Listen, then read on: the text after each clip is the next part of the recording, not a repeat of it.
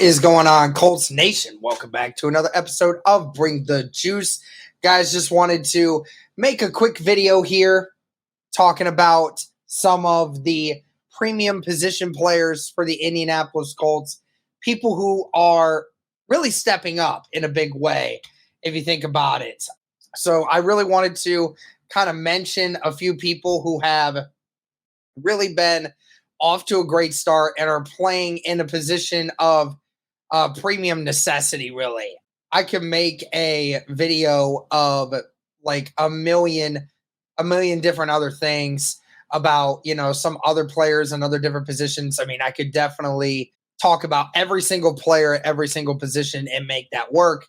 But we could go ahead and hop into this and kind of break it down on a few different positions.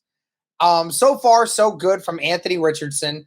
I think a lot of people who watch Anthony Richardson right now have seen from the limited time we have seen him play that he looks a lot more comfortable playing the game of football in Indianapolis than what we would have originally thought he was going to look like. He looks a lot better now in Indy than he did in Florida, which I don't know why anyone is surprised by that, given the fact that he is a hard worker.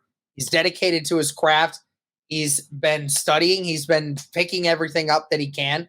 And after, a couple months in the NFL, that can do that for you, especially for the quote unquote not experienced guy.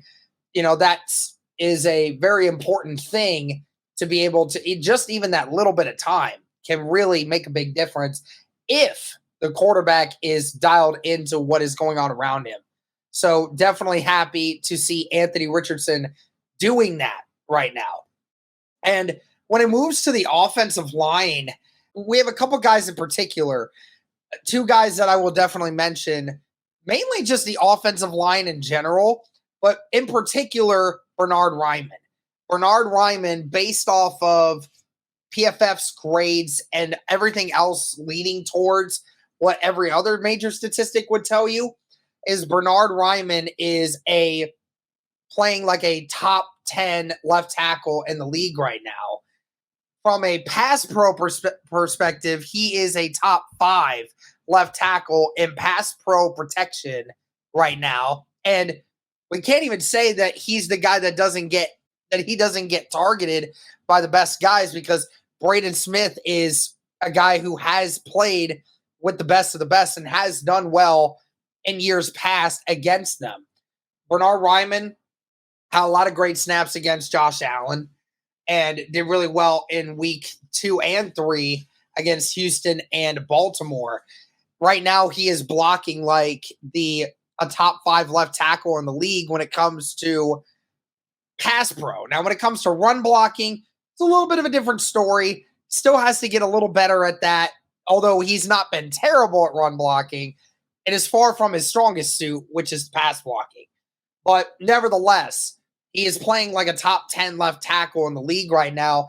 And that is exactly what you needed, because remember, a few years ago when Anthony Costanzo got retired and ended up leaving the Colts high and dry with this situation, the Indianapolis Colts really tried their hardest to get things figured out at that position, because the left tackle position outside of when it comes to the offense, outside of quarterback, the left tackle position is the most important position when it comes to these quarterbacks who are throwing like this, because it is such a big deal for the blind spot.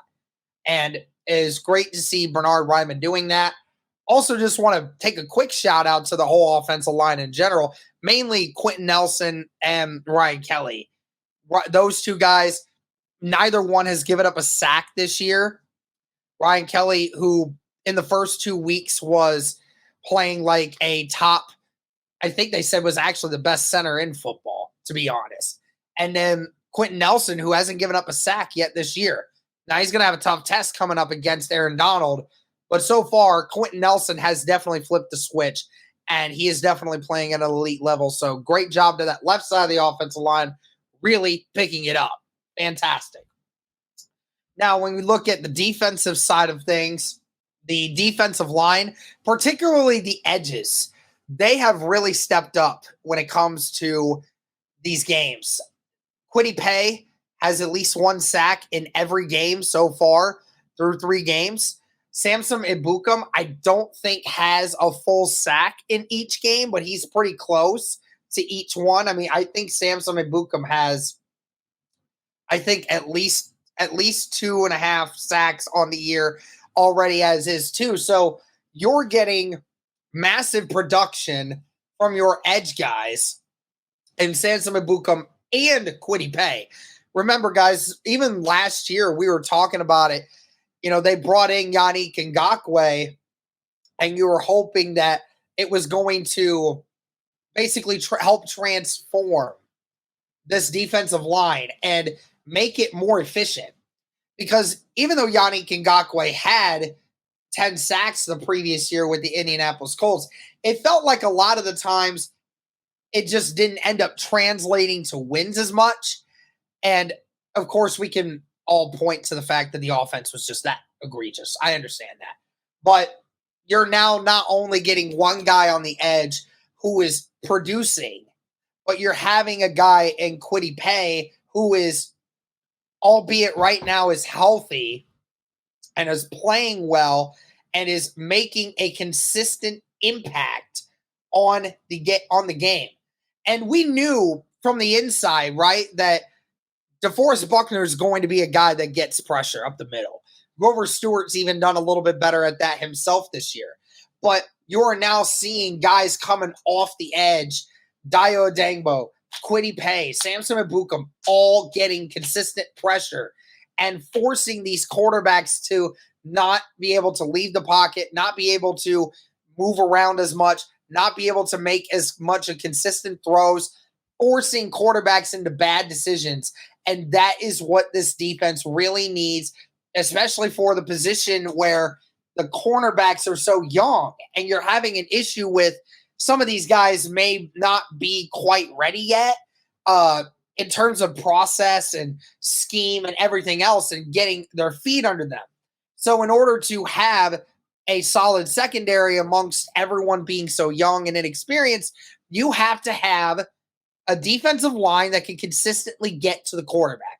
And so far, through the first 3 weeks, the Colts are a top 5 defensive line so far through that weeks, and it mainly has to do with Kwity Paye and Samson Ebukam making the quarterback's life hell back there in the backfield. And I am here for it. I'm here for it all way.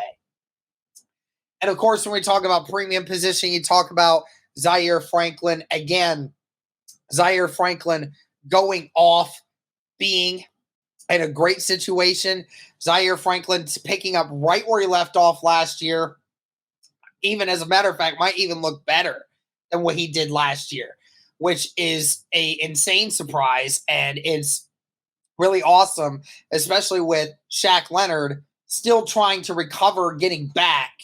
It's great to have another linebacker in the place that is a tackle master and is everywhere on the field. The last guy we'll talk about here real quick, and that is cornerback Julius Brents.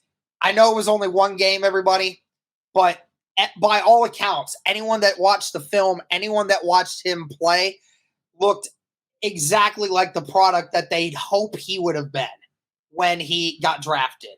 He looked every bit as athletic, smart, long, fast, everything that you would want him to be, aggressive. Everything you could ask for in Julius Brents to be, he was last Sunday against the Baltimore Ravens. And they hope that they'll continue to see him do more of that. But that's going to be it for this one, guys. That's some of the premium positions who have really helped step up so far in this early part of the 2023 season for the Indianapolis Colts. Let me know your thoughts. Did I miss anybody? Thank you guys so much for all the support. And as always, go Colts.